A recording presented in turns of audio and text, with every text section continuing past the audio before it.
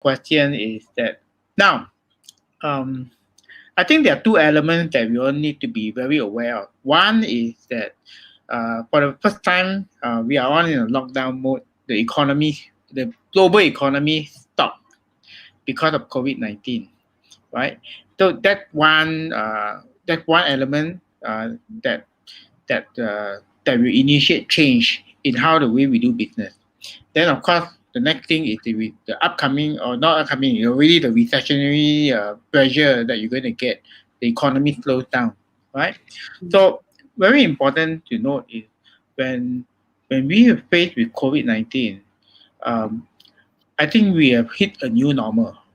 This new normal is the way that we do business is completely going to be very different from pre-COVID-19 uh, and compared to post-COVID-19. Even now, businesses are feeling the heat, and rightfully said, a lot of businesses are not prepared for all this, and let alone a lot of businesses are not even prepared for a recession.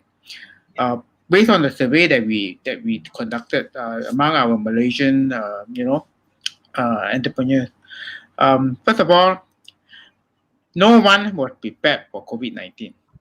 They couldn't pivot. They couldn't change.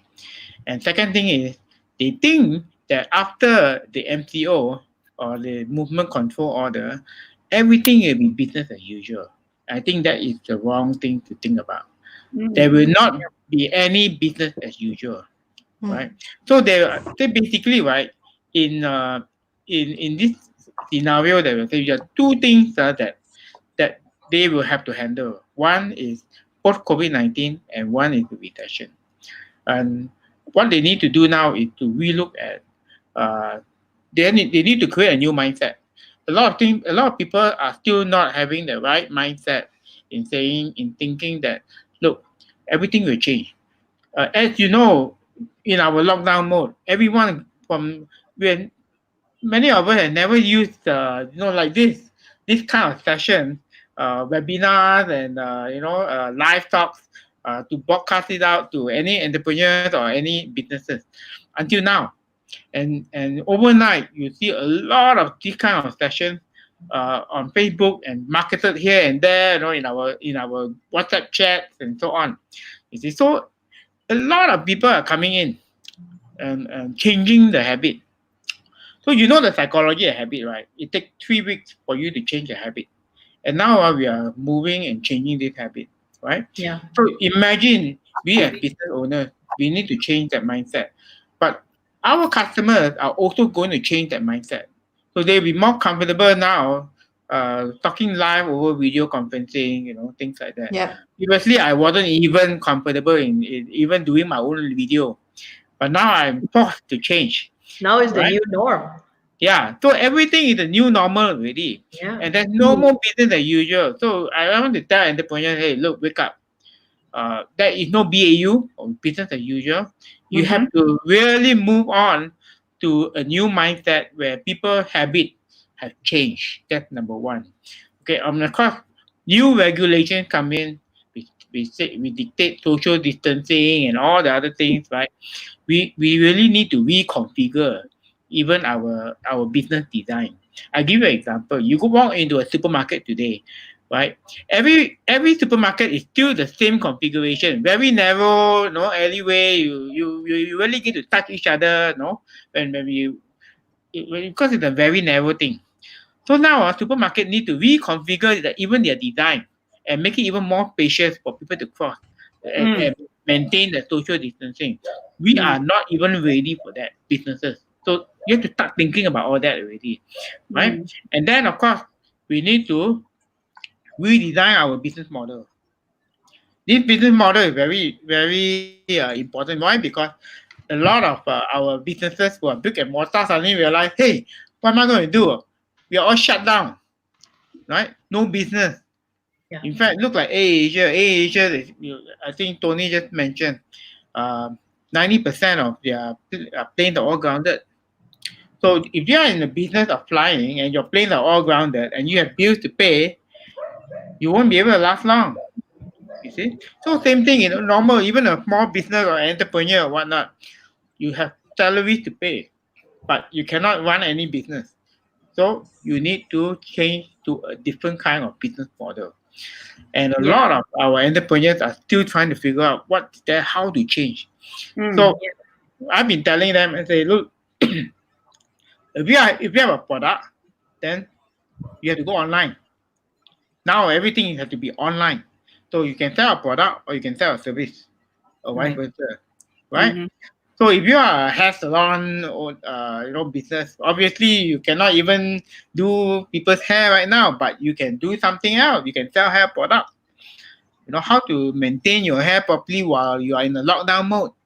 Yeah. Or Right. you can do facial, send a facial box to them every week, also that they have their me time. Right, women can do facial now. Men That's as well. a service, right? So, Yeah. you know, they have to change their mindset. They have to change the new business model, and Mm-hmm. Yeah. they need to change Yeah. to have. You need to have a new method of reaching out to their customers. It's no Yeah. longer it's no longer customers come to you. Now you have to go to them. So Yeah. you need to change not only just on that, but also on how your staff, your people adapt to this new normal. How do Yeah. you sell? Like some people has a sales force of 500 people going out there to sell, and then suddenly realize that, hey, I have these 500 people that I need to feed, but they can't go out and sell. So Mm. how do you transform them? So Yeah. they need to Yeah. learn new skills and so Yeah. on and so forth. So there's a lot of things that we have to do, and I think at this time when you are locking down, this is Right. the right time to learn new skills. So Mm. a lot of us, even including myself, are learning new things every day on on webinars and so on. So Yeah. that's something good that comes out of MCO. Yeah, I So think Andrew, one of the things that I really love what you're saying about how I think a lot of people are not aware yet what's going to happen post MCO. And yeah, if I may, we as business owners and entrepreneurs, we need to tell the difference what we do just for this lockdown Mm-hmm. versus because I have some people that are pivoting their business model for just the lockdown. It's got yeah, nothing with their long-term intention and purpose. So I've got people that are software developers, for example, and because of the lockdown, so they built HR apps and softwares, and because of the lockdown, they say, oh, can we build an app that will help virtual teams, remote teams work together? And I say, well, is that part of no is that also necessarily part of your overall offering, or is that something that you're just doing now? So we need to also tell the difference between what am I pivoting into for the Yeah. short term just during MCO, as well as post MCO, what are my strategies to be more resilient? Because I've got people that are using it short term just for and the thing is, we don't know how long the lockdown is going to be. Like Air Yeah. Asia, they're locked down for a long for this period of time, but when the Right. lockdown is lifted, their model will go back to flying planes because that's what they do, fly planes, right? Mm-hmm. But what can they do during this period of time? And I think those strategies need to be very clearly specified, that it's also not just something that we do in survival, because there are some businesses that just can't do anything at this moment. So if I could, that's a very nice distinction that you put in there for us to be more resilient. yeah, Right. but that a good thing that comes out from all this lockdown stuff, right, Yes. is that you actually come up with a new business, right? Yes. Your old business may remain post MTO, post lockdown, but you actually come up with a new business, and with this new business, new source of revenue stream, and so on. That is something really good. But before that can happen, right? Everyone must have that realization that they have to do something. Yeah. Now it's like, wow, They're just everybody is like, waiting. "Hey, The other what's people are gonna waiting. happen, man? Yeah. Panic mode, chaos mode. I call it Yeah. chaos leadership, like chaos mode.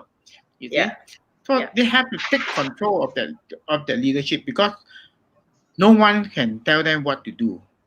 They need to see what is their future, what they want to do, what their business is all about, and then start to plan for the future.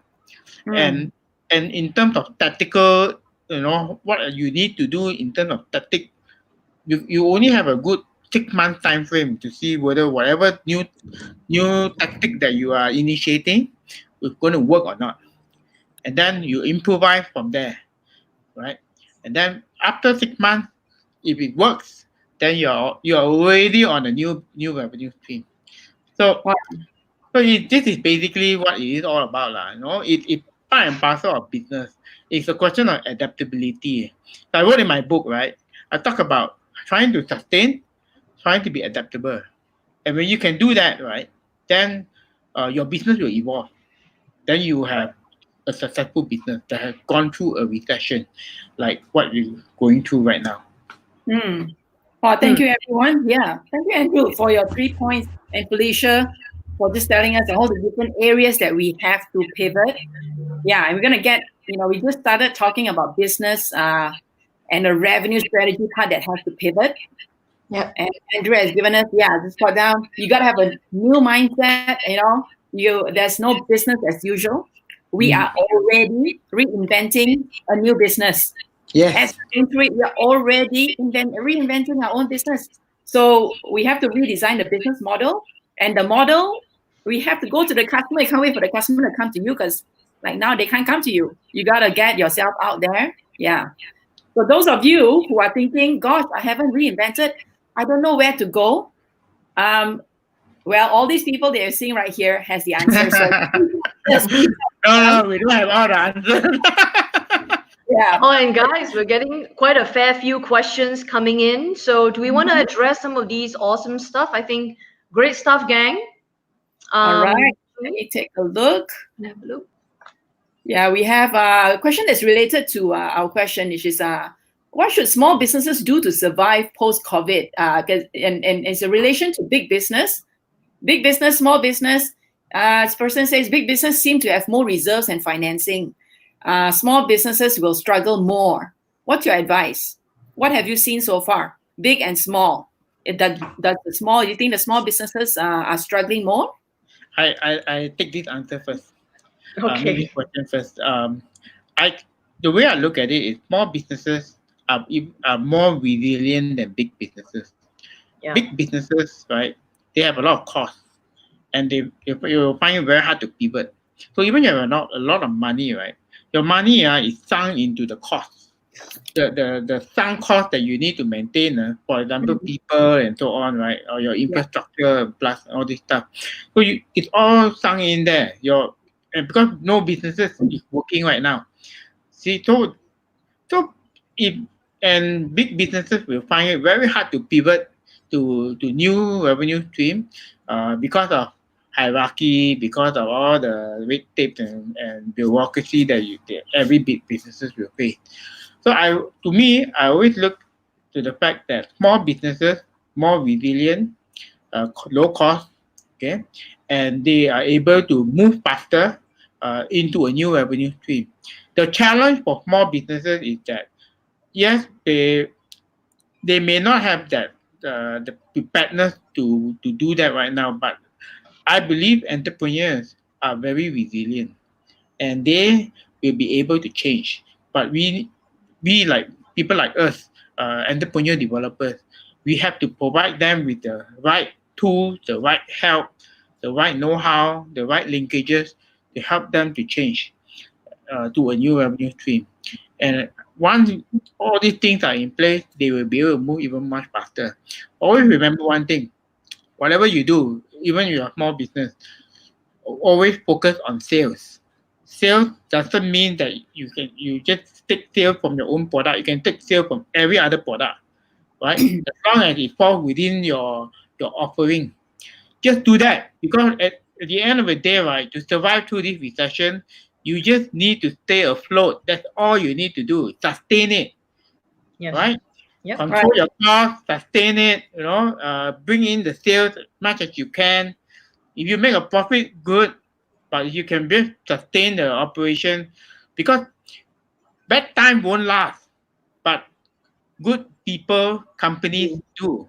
So That's right. just keep going. Don't That's right. think about anything else. And that's my advice for small businesses, because you can do it. Yeah, and I'll add on a little bit to what Andrew is talking about with small businesses. I do agree that actually small businesses pivot faster than big businesses. In fact, Yeah. big businesses, they just have more to lose. If anything, at this juncture, they are probably losing between 100 to 200,000 in cost of manpower every single month. You see, even AirAsia is losing every day they don't fly planes. So the bigger you are, the harder you fall.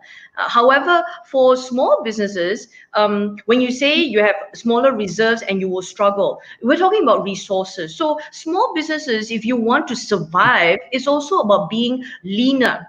Know how to be able to operate your business with a smaller dollar head count, so being leaner, meaning getting more leveraged, using more systems, putting more applications in place where you can avoid making mistakes, where you can save on manpower. So this is actually a perfect opportunity now, golden opportunity, to put a lot of these systems in place. So you're a small business, you got about 15, 20, 25 head count. This is your opportunity to lean up, to be able to produce more on the dollar of revenue. Do you take 30, 40% of $1 to pay for a team, or does it take you 20 or 18% on the dollar to be able to run a team? So this is a very good opportunity. If I may, small businesses can do that very quickly, just to add on to what Andrew is saying over there. So Yeah, I want to add on to what you say also. Basically, small businesses, they can experiment and fail Yeah. fast. And then Yeah. when they experiment, it work, boom, you go. When they That's fail, right. you can just move on to the next one. What work? What work? You can keep doing that, but big businesses cannot afford to do that. Second thing is, now always remember that your sales team is not just your sales staff. Your sales team is your entire headcount that you have in your Everyone is a sales organization. team. Yes, Everybody's selling. everyone Definitely. has to do Everyone. sales. Yeah. So everyone has a role to play in sales, whether they market it, to their own circle of influence, or they can just just post on Facebook, stuff like that. But ultimately sales will come. We Yeah. just have to keep pushing, and pushing. And then that's it. The rest will be history. Thank you. Yeah, Andrew. So I think let's get into other areas. Yeah, we've been talking about business, revenue strategies. Yeah, I see a lot of questions on that. But before we go into the questions that talk about, give me some business strategies, let's talk a little bit about something I was thinking in mind. Besides the business and revenue strategies, right? What must leaders and entrepreneurs do to actually prepare their What's that? Okay, thank you. Maresa, your fault. Oh, it's Maresa's time. Sorry, Jean, can you say that again? I couldn't She really had to hear mute. you. She had Yeah. to mute. That's why no interference. Okay, can you repeat again, Jean? Let me repeat the question. Okay, so what must leaders and entrepreneurs do to prepare their management and executive teams now? What are some key strategies to ready their people? Ready our people. So it's going to the space of leadership and people, right? So maybe, Okay, if I may, maybe I can start first. So on this area, there are a few areas that you want to look at. The first thing is you yourself. You have to be now the source of hope and positivity. Because again, I've met a lot of leaders where they themselves are in this panic and worry mode, like Andrew mentioned earlier. And the thing about our brain, there's a funny thing. When the brain is in a panic mode, it is less creative. And right now, you will need every single drop of creative juice that you can generate. So again, it is to really focus on, hey, you know what? This is a cycle. This whole crisis, no matter how scary, unprecedented, and everything, it is a cycle. Eventually, we will come out of it. And when we come out of it, we need to be ready for that. So when you think about the longer horizon, you will find that your brain will not be so worried. And then once you are there, and once you are in that positive zone and you feel that you can start influencing your people, then you have to start your internal communication. While the external communication, of course, is very important, the client communication, it is also your internal communication, because your people who are going to FaceTime or like deal with the customers eventually will only be as positive as you are. So if you are in the doom and gloom mentality, how can you expect your people to be positive and fired up to fight for the company?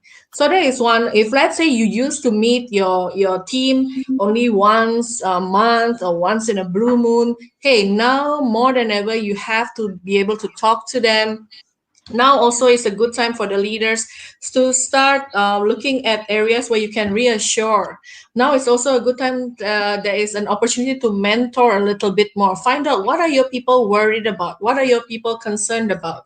And at the end of the day, of course, some businesses may have to face this cash flow situation at this moment, where they may even have to cut down on manpower, right? But then at the end of the day, if let's say the business comes back, if you let go of people too fast, is it going to be difficult then getting good talent when the doors reopen? So one of the ways that you can look at is also, how do I shift my people at this moment if I really want to try my best to keep them? If they are currently a cost center to the business, they are now in roles where they are not generating sales. I like what Andrew mentioned earlier. How do you convert them to profit centers? How do you pivot their roles to the roles where they can in fact bring in some dollars to the business? So whether it is to get your people to also be positive, to be ready to change in their and pivot in their roles and responsibilities, and to get them to also contribute ideas. And you know what, this is the best time. If you can get your people to step up, be more engaged and be more proactive in contributing ideas, when the company finally survives and thrives, they will have even more ownership because they played a part in the company going back to the victory. Yep. Thank you. So focus on yourself first as a leader, because Yep. who you are, all your vibes is going to go down to the entire team. Definitely, and it will translate to the customers too. So if you are in a panic and were remote, your people will be, your customers will be as well, and that's the last thing you want at this point. I All totally agree with Felicia. Yeah. Because you have to look. We are actually as business owners, right? We are actually the leader. But when we the problem is this we always talk about being on top of the business and not in the business, right? Yes. So I mean that's normal. I mean Yeah. that works in good time, but in Yes. bad times, right? We have to be inside the business. In the business. Agreed. Unfortunately, but we have to take that leadership. That's the most important thing, and Yeah. we need to go back to that entrepreneur mindset again, and create our work on our creative juice, because entrepreneurs are supposed to be creative.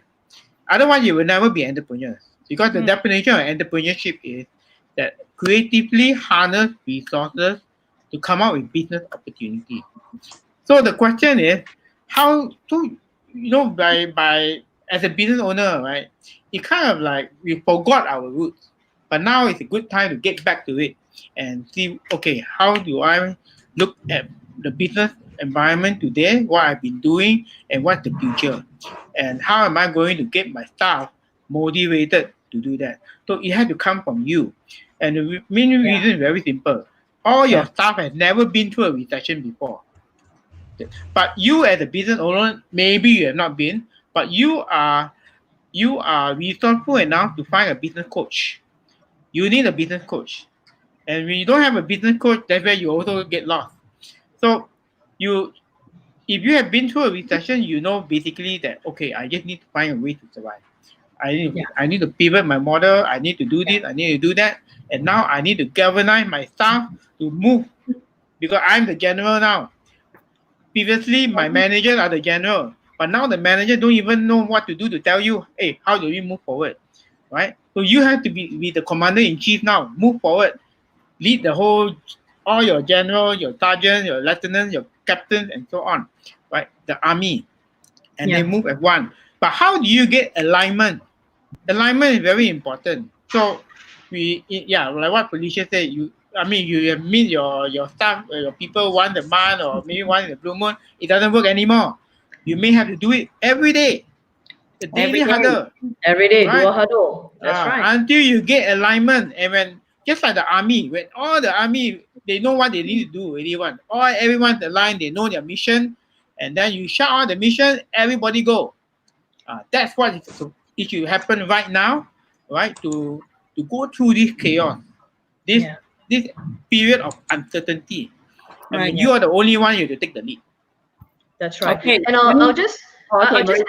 I'll just add on a little bit to what Andrew is saying. And I totally agree, is that when times are uncertain, we need to over communicate, because there are more problems when we under communicate and we think, those days a meeting a month can go because things are business as usual. But now when things are in so much of uncertainty, communicating every day is not such a bad thing, and we need to create that momentum. We need to create the momentum, that pattern, and hang on to our team, reel them in instead of let them figure things out and, oh my gosh, what's going on. And I like that even our country is over communicating with us in so many ways. I like that, in our various different areas, of course, sometimes over communicate in different topics, but they are over communicating and we hear from them more than before. So it's also, so that's one area that I totally agree with that. So thank you, Andrew. Yeah. Wow. Yeah, we cannot not over communicate, right, at this time. Yeah. Right. For sure. Sure. I just want to call out one interesting question here from Jeanne Carheim. Yeah. CK, you can put that up. I mean, say you're not an employer, so let's shift our brain, our mindset to, if I'm an employee, and I'm in a company with 100 staff, whatever, right? How can I add value to the company and the people during this time of crisis? So this is awesome. So imagine if you have employees who are in a way worried, right? What's going to happen? So as an entrepreneur, as leaders in a company, what would you like your employee to do or say to add value at this time? What do you think? Would be something that, man, their bosses, their managers would like, wow, I never thought of that. Actually, I think even if you want to add value, I think if the management must be receptive to this. That's number one. I think receptive means that you might have a dynamic management that encourages an environment where employees can contribute. So that is very key for this to happen.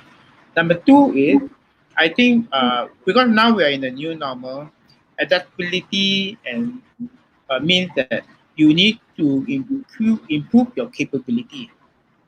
So, if you talk from the context of a HR team, the staff need to change or need to improve or upskill their capability to take on to the new normal. Like for example, right now, right, suddenly we want to go into online marketing. No one knows about online marketing, right? Or how to go into how do we do social media? Normal posts, that's what people know. But how do we do effective social media marketing? So all these are new skills that everyone needs to learn. Like me, I had to learn a new skill. How do I do video? I've never done before, and I basically learned overnight doing the MCO and said, hey, how to do an effective video? How do you do an entrepreneur live or whatnot? So all these things are new skills that every employee should be able to learn.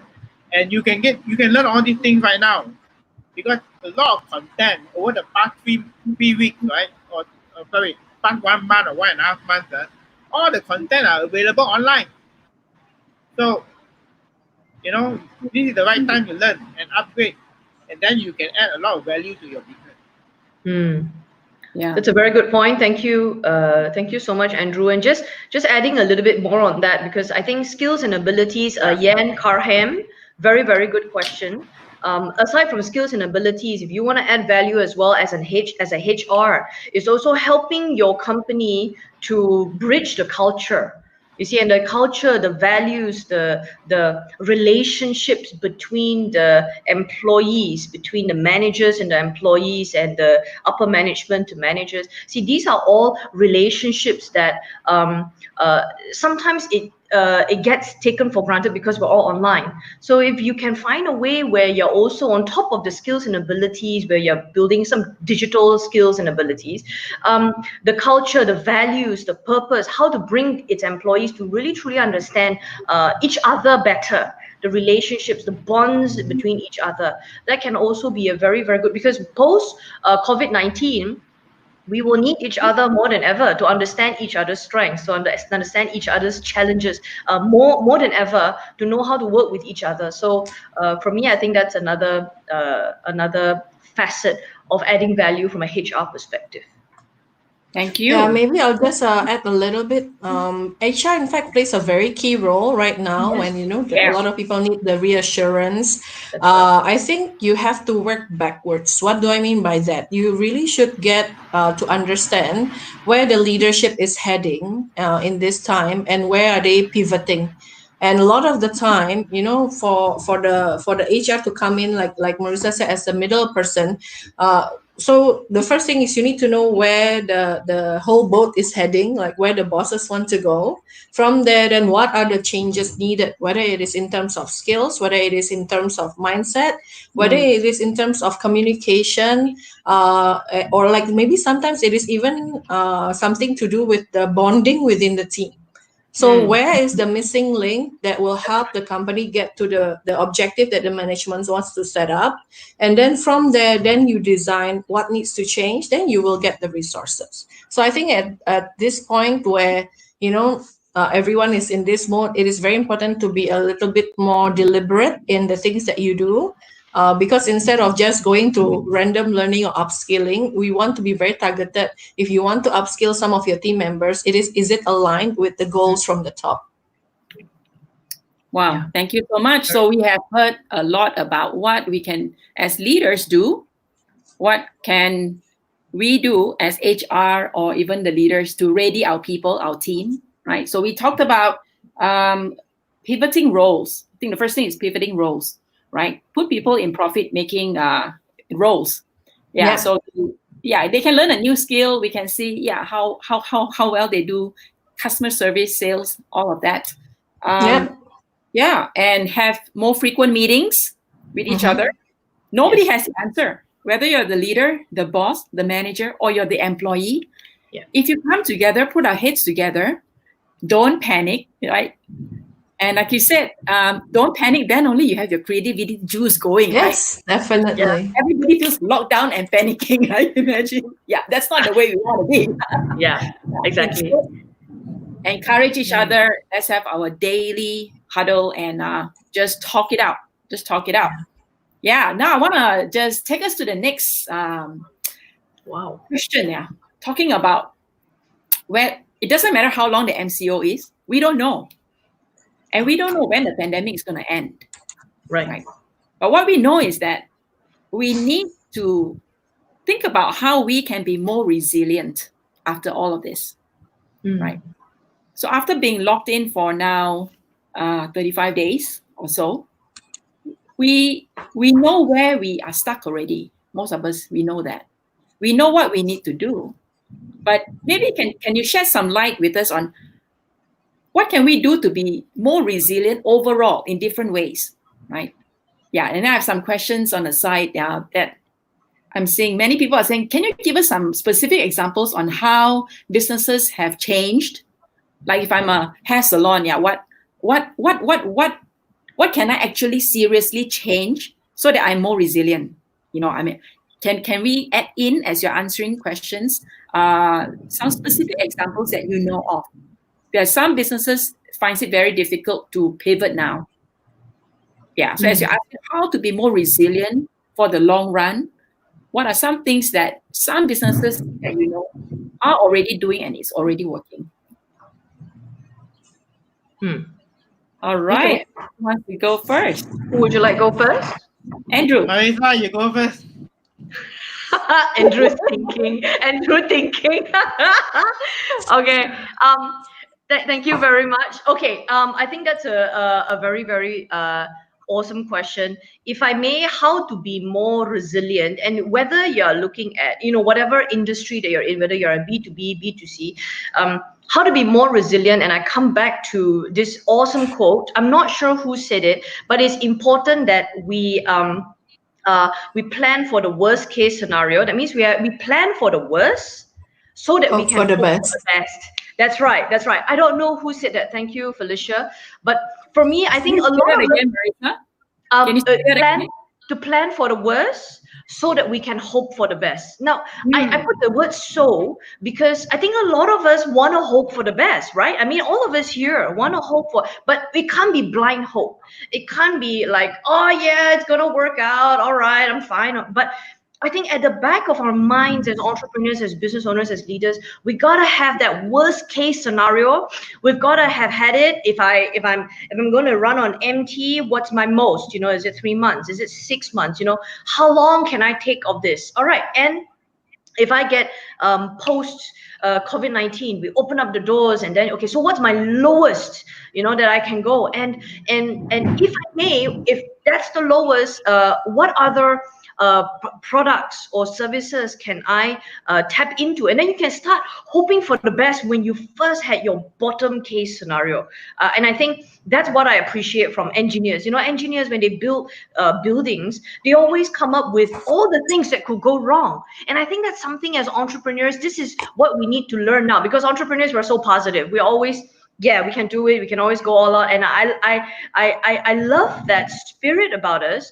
But I think we gotta have that bottom case, then we can hope for the best. Yeah. So answering that so for resilience to bring us that strength is first had that bottom case so that we know how to move forward and start testing all these different strategies that will come post COVID-19. So what I'm hearing you say is that let's assess the situation. What is the worst that it can be, right? But at the same time, once you've gotten down to the rock bottom, you can only go up, from there, and you can think about what would it be if I do something different. Then it gets better and better after that. Hear you, Maresa. Okay, maybe I'll go next. Interestingly, again, this was part of my session the other day where I talk about fear. So what do we fear at this moment? And of course, everybody is giving me different answers. Some are like, oh, I fear that I will catch the COVID-19. And some are like, oh, I fear that this will go on longer than expected. I fear about this, I fear about that. Yes, a lot of the things are really clouding our mind. And if I can share a personal experience, I was fearful myself. My parents are now stuck in Jakarta, and things there are very uncertain. There's not even a really big transparency on what's really going on and what's the actual number of cases. So again, I was fearful, right? But again, I realized when you are very fearful like that, then you feel like you are helpless, you are powerless. So then we dissected the fear. Okay, so what happens if this lockdown go longer than expected? What is the thing that will happen? What are the things that need to happen? And then eventually when we dissected a bit deeper, they were like, oh, but Fel, actually, this has happened before, right? Like Andrew said, the past recession, he has been to so many recessions. Past recession, actually, this happened before. It was just as bad for my business. So what happened at the end? Well, it was slow for 3 months, and then I just decided I'm gonna pick it up again, and I'm going to continue. Well, can the same thing happen for this round? Yeah, I guess it can. So then suddenly the fear is not so paralyzing anymore. And the other thing is, I think, to go through the thought process, I personally went through it. Yeah. What are the things that are out of your control? Yeah. And let it go. Yeah, let it go. So on those things that you cannot control, I think to have to really learn to let it go. And then you start asking questions. So I talk to myself. My family think I'm a little bit crazy, but I talk to myself. So Feli, what are the how can I questions that I can ask myself? So instead of, oh no, now I cannot see my client, I cannot conduct my seminar, I cannot do this, I cannot do that. And I'm like, how can I still impact the clients? How can I still help as many people as possible? How can I still deliver my message if it's not through the usual way? And that was when I started conducting all the live sessions, and you'll be surprised. They were getting a similar impact as my live sessions. And then that proved the fact that initially, the reason why I don't do so many online sessions is my own personal limiting belief, right? Then I said, oh, now if this is possible, anything is possible. So now I'm on a roll. right? So just continue going forward. But again, it is the thought process, and you gotta let yourself go through that process, that feeling of, oh no, oh no, maybe Yeah. I'm a little bit like down at this moment, and just go through it. Then get to Yeah. the space where you can dissect the thought. What are the things I cannot control? What are the things that are within my control? And then as you start working on the things you can control, you'll feel a little bit more powerful each time. And now Yeah. eventually you will get into a very different set of mind shift. I And totally love that. Yeah. yeah, and the other thing that Jean was asking is the pivot. Like, what are some of the actual major shift? I can share with you a few. My friends, family own chemical manufacturing company, so they have pivot from manufacturing more pharmaceutical related product to just purely hand sanitizers. So the business is afloat. They still keep all their people. One of my friend who is running an F&B business, meaning like dine-in kind, and he was thinking of, maybe one day I will do frozen food pack. Now he has to do it, and really he has shifted, and now he's starting to generate income again, not back as per normal, but again all this food delivery frozen pack, suddenly it expands his product line. So next time when the door reopens, he still can sell the product line, right? It's Like when expanded people product dine line. in, yeah, when Yeah. people dine in, they can buy some of the frozen stuff for them to bring home. So now they can upsell, they can generate more average dollar sale. I've also seen like some F&B where now they prepare like those one time meal, and they try to supply to supermarket. Isn't that very very smart? So Yeah. again, there are different ways of getting creative. Now it's either getting creative to how do you still make money now, or get creative in building assets and collaterals and marketing activities so that when the doors reopen, you can make up for the lost time. So that's the other thing. Thank you so much. Yeah, I I, think on the ground examples is very useful. Andrew. Yeah. I have a very different view. I don't see. I mean, we talk about COVID-19, we talk about MTO and so on, right? Or when you're going to have, when you're going to be lifted, or when COVID-19 is going to end, or things like that. But I see it as just part and parcel of life. So as a business, right, we always, I think every business owner need to remember this. We play to win. We don't play to survive.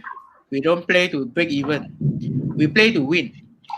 So if you have that mindset of playing to win, naturally, right, you when you encounter an issue, a problem or whatnot, you need to find ways to overcome them as then we go along. So the strategy now is not about, now I'm MCO. I think MCO will be, we don't know when it's going to end. So we're going to just focus on that. What you do now, or when pandemic going to end. So I don't see it that way. I see it as what can we do now to win the game, bring in revenue, and go through the whole economic cycle that we're going to face anyhow. You see, so the strategic planning part has to be that way. And I always teach my entrepreneurs one thing: uncertainty is a norm. That is in the old days maybe we can have certain certainty, but uncertainty in today's world is a norm. So you have to accept that, right? So how do you go through this uncertainty? So we always have to assess resources that you are in control. Normally, it's about who am I, what I know, who I know. And you always ask yourself, with all these resources I can control, what can I do now? Right? Of course, you will do your normal SWOT analysis and whatnot, things like that. So what Felicia say about all these businesses that move their business into something else, they are actually adopting that kind of mindset. They are not defeated. They say, what can I do now? Right? I have a manufacturing plant, right? I do this, I do that, but now I can't do this because of this environment. So what with my existing assets, with my existing resources I have, what can I do? I have a friend in Johor. He's actually a plastic manufacturer. So when COVID and MCO lockdown happened, right? Not much business can be done. So what he did, he changed it to do all the the headgear, the medical headgear for Yeah. hospital. Having He did that. Mhm. And in 1 month, he made 3 million. 3 Mm. million sales. And his profit margin even much higher. Yeah. You Right. see? Yeah. So Yeah. I think business owners have lost their entrepreneurship mindset. And now they need to go back again, get out of the comfort zone and do more things and be more aware of what's going on in the environment and what else they can do given the resources that is available for them. So with resources that you can control, then you are able to move forward because you know you can do it. But if you move into an uncharted territory with resources that you cannot control, then you die. You see? So that's my take to whoever that's listening here is always think you still continue to do your strategic planning or your whatever 12 months whatnot, but bearing in mind that you know the environment is such, what can we do to navigate through this environment? That is Yeah. important. Thank you. So I think Andrew is reminding us, as well as everyone on the panel here, that change is the norm. Yeah, Right. change is the norm. You know. That's why when this thing happened, it's nothing to me. It's really nothing. You've been I living. just took the opportunity to just create new content, new program, new workshops, But of course, Yeah. delivering it online. Yeah. It's no longer the workshop that we're going to have physically, but deliver online. But when we want to deliver online, it's very different. Maresa, you're right? Very different Very from different. delivering in a normal workshop. That's right. You see? But That's that's the right. thing that we need to do, right? We can't do 8 hours, but we can do 2 hours. So what can we do in 2 hours to get our listeners, to learn? Yes. So Yeah. new challenge. I think it's I like the whole message here is adaptability, and that's very very very critical now, is that we cannot be used to doing things the same way that we've been doing it over and over in the past, because if we continue we keep thinking we can, that's insanity. But when it comes to doing different things, I think what I'm hearing Andrew also talk, and the examples Felicia is bringing, it also leverages on the assets that the company has. If I go and take this time to build a whole new asset, I may not be able to leverage quick enough. So it's also me looking at inside my business right now, what skills have I got, what resources have I got, what networks have I got. But the thing is, it's a nice fine line between looking at what I've got and also looking at what I can do. And some of the examples that you've given, there are a lot of great assets. So it's almost like we've got to think outside the box. Yes. On the assets we have, what else can we do? Yeah. Great. All right, guys, I'm just looking at the clock. We're up to the hour. So I just want to summarize. First, I want to thank every single one of you here, Maresa, Felicia, Andrew. You guys, I know, can go on forever and ever. I know, I can talk. I can talk. Lovely. I know, I can keep going. Next time, yes. So why don't we leave it to the crowd? If you guys want us to keep going, say yeah.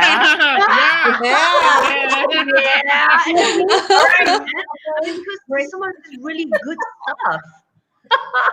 Seriously, yeah, I think we're still at it. So yeah, whoever wants to continue, just say yes. Just put down at the bottom, say yes. It's like, how many of you want to stay on? Yeah. We got some questions. Q Hong, Jefferson. Yeah. Oh my gosh. Yeah. So can we go on for another couple of minutes? We got some questions that we didn't answer. This guy, yes, and yes. Suto, Betty. We got more yeses coming in. Wow, we got more yes Let's coming. go. Some people with 3 yeses. Your thumbs up. All right, okay, guys, let's continue. Okay. Has spoken. I want to add on to just now our discussion. I mean, give some examples lah. Yes. I have a confinement home, incubator, entrepreneur. Now confinement home is physical stuff. So that then now with pandemic on, what can they do, right?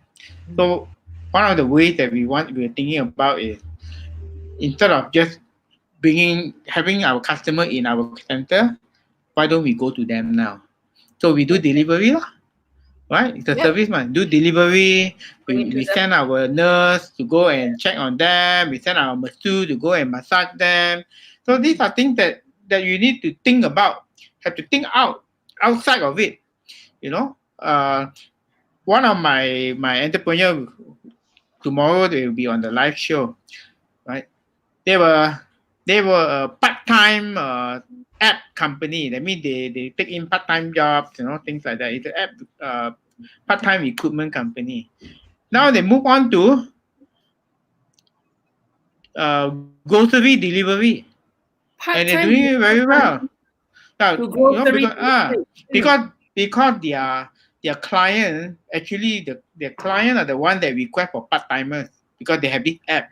And now when they go back to their client, right, they realize that, hey, our grocery clients, right, need delivery. So they partner up. They came up with a website, for them to upload all their products and so on, and then they do delivery for them. Yeah. So another area of business.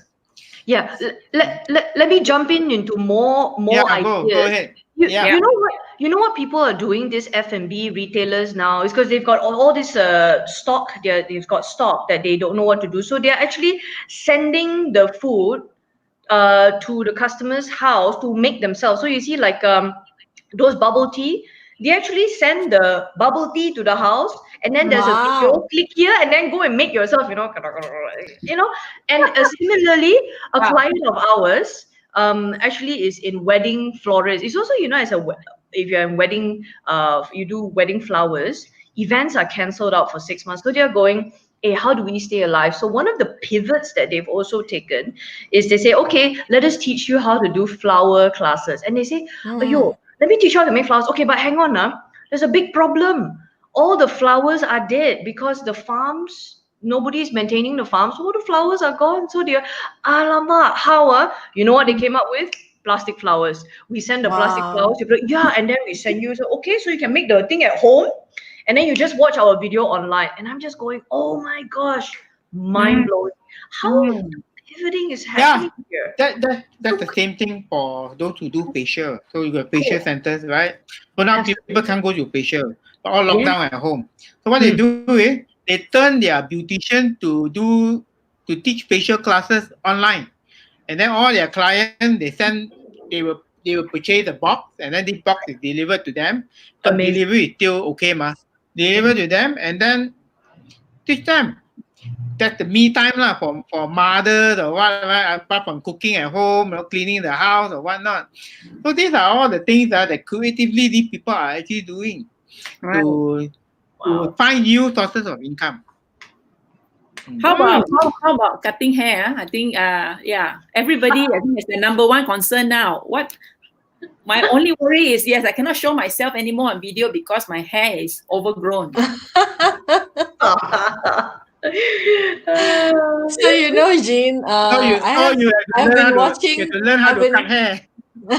I've been watching quite a number of YouTube clips on this. Because so my husband to be happens to someone who keep facial hair, right? So again, now the spirit hair grows long, the beard grows long.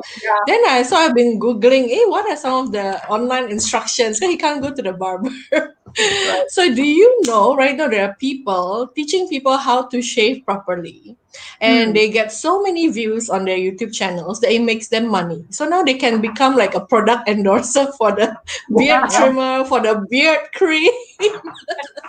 So again, it's the same thing, So as you do your product demo, your review, how do you park that in a channel where if you get enough audience and enough people are fascinated with you, you will in fact make some extra money from the side. So that was quite a cool thing that happened. Again, now he becomes influencer for beard product. Wow. Right. And the other pivot that I also find interesting, so I have quite a few friends who are children education centers. So one is like a very creative Chinese learning. One friend is a Harvard grad who does like creative writing classes.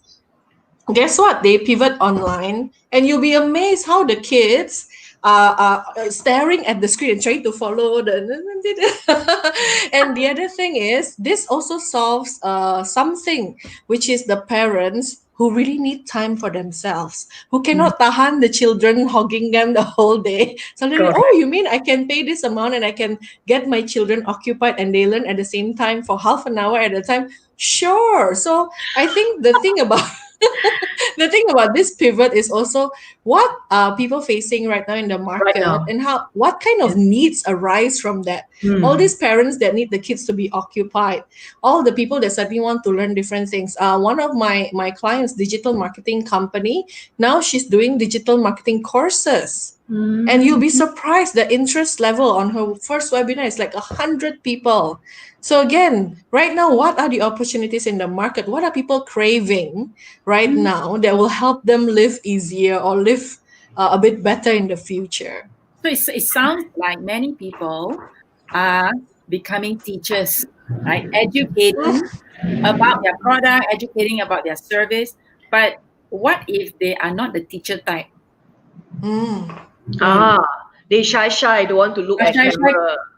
Cannot go like that, like I don't, it's too much. So any advice on what they can do? Because that is like asking me to leap, too much. Yeah. Well, I agree that it's not for everyone. For me, I think two things that I'll think about is to get your clients, your top clients with great personality, to talk about your products and services. The other thing is if you have team members, maybe your team members, some of them are like the people person, very animated on the screen. Yeah, come on, utilize your resources. But again, if you get your clients to say something about giving you testimonial at this moment, I think it can be very powerful, because when it comes from someone else, it's even more convincing. Thank you. Yeah. Yeah. So those of you who are thinking, God, I can't, I'm not the type that would put the video in front of myself and say, here, I'll show you how to cut hair. I'll show you how to I can't. Yeah, so I think we need to leverage the people we know, the networks. Yes, definitely. Your teammate, maybe your friend in the same industry can do that for you, right? Yeah, find people to collaborate with. Find people who are maybe already doing all this online stuff, who may have similar target market as you, who you can do together. All right. Well, maybe it's time for me to talk about one new marketing concept. Have you heard of the term called KOL? Key opinion leaders. Yes, key opinion leaders. And I think that is a growing thing in Malaysia or even in Asia right now. I personally, I only come across this KOL word late of last year, but it's been already going on for quite a while already. And I find that using KOL, key opinion leaders, could also be one of the ways to overcome your, if you cannot be the one on video, you can get someone who is a key opinion leader to actually help you to market some of your products. Of course, there will be some form of revenue share. But if it's a good key opinion leader, you can actually sell a lot of money. You can sell a lot of products. A friend of mine, where he was just sharing with me, they brought one China lady to come to Malaysia, come to their warehouse, and they sell like noodles, packet noodles. Bam! One day, they sold about 50,000 packets. But you know what? Not to us, 50,000 packets is a lot, but to the Chinese lady, no, it's not. It's not a good sale. To her, it's about 500,000 packets. Yeah. You know? So, and Andrew, I differentiate between KOLs and influencers, though. Yeah. So because I think a lot of people get caught up, and influencer marketing is something that people also gravitate toward, because these influencers have their own set followers, and then they just onboard products and services that they can sell into their fans and their followers. So what I've also been reading is how effective influencer marketing has been. But guys, jump into this conversation, because if you're looking at building content, influencers don't necessarily build content, but key opinion leaders are people that have their own opinion about something. I may be a doctor, I may be a an entrepreneur, I may be a t-shirt maker, I may be a stylist, I may be in fashion. So I've got my own profession, and then I have an opinion about something that you do. So the key opinion leaders don't make money from influencing. They make money from their own jobs. They run hospitals, or they run clinics, or they do their own. They have their own professions. But key opinion leaders from studies. I have to correct you on that. Yeah. I have to correct you on that, because Yeah. now they have basically a very specialized key opinion leader academy, specifically to create all these people, and they make money from whatever product sales that they manage to sell. Right. You see? So that is their job. It's a career right now. I have one former intern with me that actually took on a career as a key opinion leader. So she went through an academy, to learn how to display the product, how to talk, how to create a video and whatnot. And then she just take on one product and then they talk about it. It's just like how you saw in in TV8. TV8 every morning you have this wow thing, wow shop, right? Right. But this is basically on TV. But imagine this on online. Okay. So those are what we call Some of you may be thinking, I want to be a KOL. Some of the academy, you can sign up for. Yes. Now be cautious, because key opinion leaders have their own expertise in their own industry. If they don't, they are considered influencers. Okay. So that's the difference. Yeah. Okay. I think let's take some questions. Now it's already 5:13. I think let's go all the way to 5:30. Is that okay? Yeah, 5:30. Wow. Okay. Let's everyone. keep it going. I'm on the roll. I'm on the roll right now. Andrew is warmed up already. Oh my God. So I have a question. I think this is good. I think this is a marketing person. I think is asking. Okay. Is the marketing team supposed to play the main role? Need to play the main role for the recovery of the business. Like we talk a lot about sales, right? Let's get in the sales. Let's get people into sales roles. Let's get in the sales, But then as a marketing person, say, should I be the main one? Okay. That should be thinking about the strategies. Right. Can I take a crack at that? I'm gonna go back to what Andrew said just now, where everybody is a salesperson.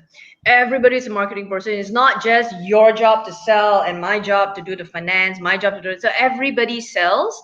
But I really love this question, because if we're talking about marketing and what do I do in marketing, how important is this now during the lockdown and also post-COVID-19? It is very, very, very important. Marketing is everything right now. We're even advising our clients to double and triple on your marketing budget, because this is it. I think a lot of people, when they go into a recession, they start to cut. Now, okay, fine, cut and save, be lean, but be cautious what you cut. You don't cut the thing, because the more you spend on your marketing dollar, and this is something that I can't get. A lot of people say, I asked them, are you on Facebook? Are you on social media? They go, oh yeah, I am. How much do you invest in social media? Not a cent. How can you expect it to bring in anything if you're not spending any money on social media? So this is also part of the social media is just one part. But if I may, marketing in general, and I'd like to reach out to some of the panelists on some of the good marketing strategies that you've come across. We'd really love to hear from you. But if I may, marketing is very, very critical. So that awesome question, almost you've got to put enough focus into double or tripling up the budget in a time when people would be cutting down or retracting. That's a time to be able to go in. Yeah, my 2 cents.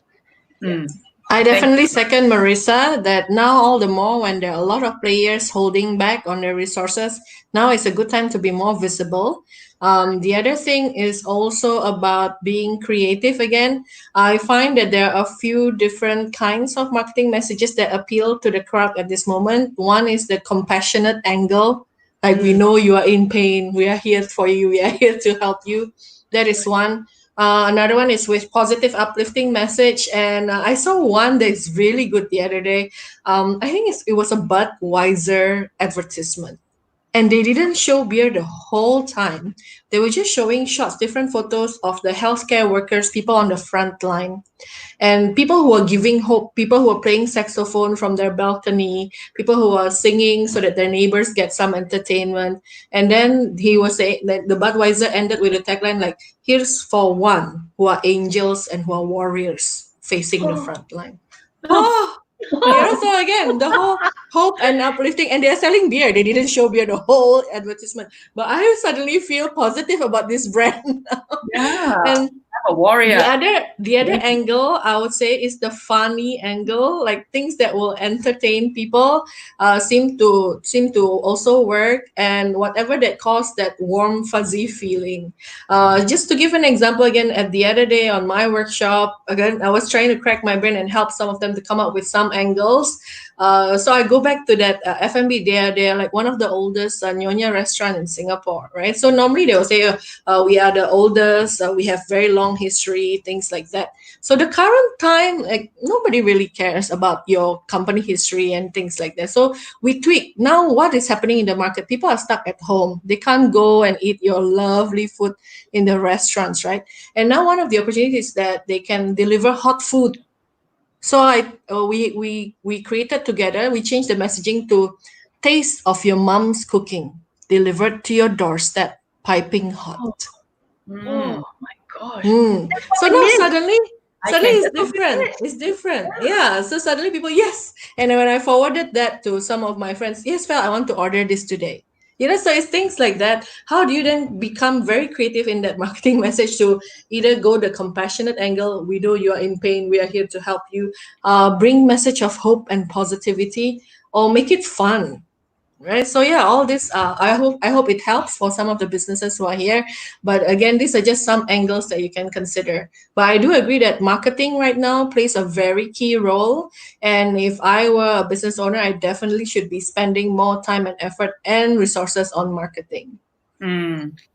Actually, I always tell my entrepreneurs that there are two things that in this time you should not cut. One is marketing, and the other one is research and development, R&D. So we do R&D on new marketing, new products, new services, and whatnot. So, and marketing is very important because if you stop your marketing, right, you won't get sales, because that's the first thing that comes in before you start selling. That's right. And if you have marketing but you don't have good product, that means from your R&D, also is very difficult. So these two are very, very important for a business, not only just in good time but also in bad time. Yeah. Awesome. Yeah. Good. So marketing, sales, all are needed. Yeah. And we have to be really creative at this time and get to the needs, the emotional needs of the customers, I'm hearing. Right. Yep, definitely. Yeah. They need to be lifted emotionally. Yeah. So And I think like what Felicia said, to sum it, what Felicia was saying about the marketing message is good copywriting. You need to have a really good copywriter to come up with that kind of message and that kind of tagline.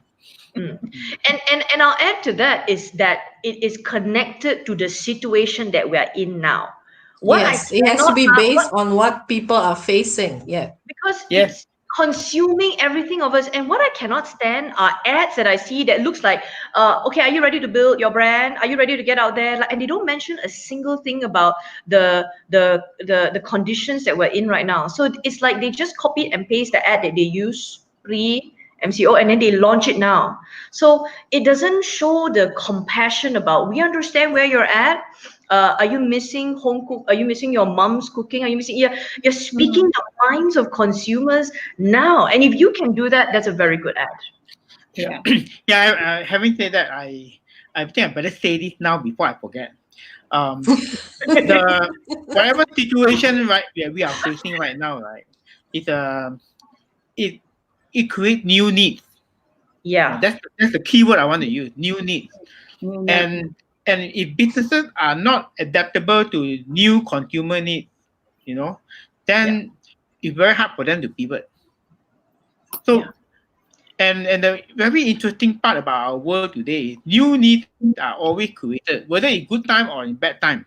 And now bad time, new needs are also created. So as a business, right, we need to move and accommodate all these new needs. And if big businesses will find it very difficult to accommodate new needs, but small businesses are very nimble enough to accommodate these new needs and then move towards a new, different kind of revenue stream. I better say this out before I forget. And of course, again, creating a lot of value to our customers right now in bad time, because when in good time, they will follow you and they will continue to go with you. That is so true. Thank you. And again, it's something that we should always be conscious about as entrepreneurs, right? Yeah. Think about the need. And now it's just forced to think about what are the new needs that come up. So that takes me into the next question I actually want to ask. Next question I'm seeing here is, we talk about big and small companies. Then we say, small ones are more flexible, more adaptable. Larger ones are less. Now I'm looking at some questions that talk about luxury, branded goods. I'm a seller of those larger luxury brands, which are considered non-essential at this time. Right? So if everybody's holding back their money, how am I going to, in a way, what strategies can you advise for those that carry luxury branded products of higher? I have a personal opinion on this. Actually, those who are selling luxury or luxury products, I would say, they cater to a very different market segment, and that's a very high-end market segment. And the high-end market segment are least affected by any economic downturn. They may lose their net worth a little bit, but they still have the purchasing power to buy whatever they want to buy. You see? So the thing now is that when that happens, right, the ones who are a higher income segment, they will feel that they have the purchasing power. That means the bargaining power to buy whatever they want to buy at a much lower cost. They have choice. They have choices. You see, so those luxury brands, I think they will not be so badly affected if they are focusing on the top segment of the market, the top 1%, top 5% of the market. I mean, of the segment of the income level. If they are focusing on that, they will be totally fine. What are the ones that will be affected are those below that, where the middle income people now are squeezed in terms of purchasing power. They're more sensitive. They're more sensitive. Yeah, they're more sensitive to that. I saw this thing. I don't know if you all saw when China first opened up, the Hermes store raked in the highest revenue ever on the first day at $2.7 billion. One store in Guangzhou. So I'm like, Andy, to your point, I think if you're highest segment, their clientele is not affected at such a time. But what if, I think there are some people here talking about, what if I'm in that middle segment, I'm not essential. So again, I guess, it's a marketing thing that we have to go into. And if there's any other strategies, maybe you can hear from the floor for the middle level. I think if I may, if you're talking about the middle, and then it's sensitive but not so sensitive. I also agree very much that if you're on the top tier pricing, especially if your target market are high net worth individuals, you're not going to be affected so much. However, there's still a fear sentiment. Now, fear sentiment are even the high net worth individuals, they are also unsure what's going to happen. So they're probably going to hold back their dollar a little bit and be a little bit more selective lah. So they are going to be selective. Now, whether we're in the top tier, the middle tier, or whatever, the key here is to focus on the value. And I like to say this as well. It's so easy for us to fall into a price war versus a value war, because value is not equal to price. if I can, that's one of the key parts about marketing is communication and education and awareness that you create. Because if I may, if all that people, consumers can compare your price with another person, then that's their comparison. Versus if we give them many other things to compare, for example, the good quality service, the education, the support structure, the warranties, the list goes on, the value beyond just the price of the product, that in itself creates so many other value propositions that could enable people to go beyond. So just coming back to luxury goods. Now, of course, this is not necessarily applicable to products that are like commodities, like, if you sell bags of rice, you sell vegetables, this of course is different. But if you are selling products and services where there's a band of flexibility, especially services, you can add a lot of value, and that comes down to what we talked about earlier. Andrew, Felicia talked about those innovation strategies of being creative, where you can build more value instead of discount and cut your price, because that hurts entrepreneurs right off the bat. Instead of that be your go-to strategy, adopt the value strategy, and this is also important when it comes down to, and I'd love to hear what the panelists have to say about the pricing strategies as well. Because if you have one very expensive thing to sell, and at that band, people can't stomach that, all right, because of the pricing. The price is expensive for that particular product. Can you create different bands where people can stomach your pricing, your product, and come in and maybe at a lower level, and they can so choose to upsell, because we'll find cars that are in that range will sell first, like, your Hondas and your Mazdas, but they've got all the other tiers that can come in. Mercedes is also, they started at a high level, but you see Mercedes is starting to bring their models down to like your 180 or 200, just to cram into the top tier of your middle range. So they're bringing that down, while these guys, so they're doing that, and they're stretching the offering so that there is flexibility enough for the model. And that's also something that if we can, and that's from R&D, with taking from Andrew's point on R&D being very important, that is a very critical strategy as we move into what we call recession, and people become sensitive. That's basically creating a different category of product.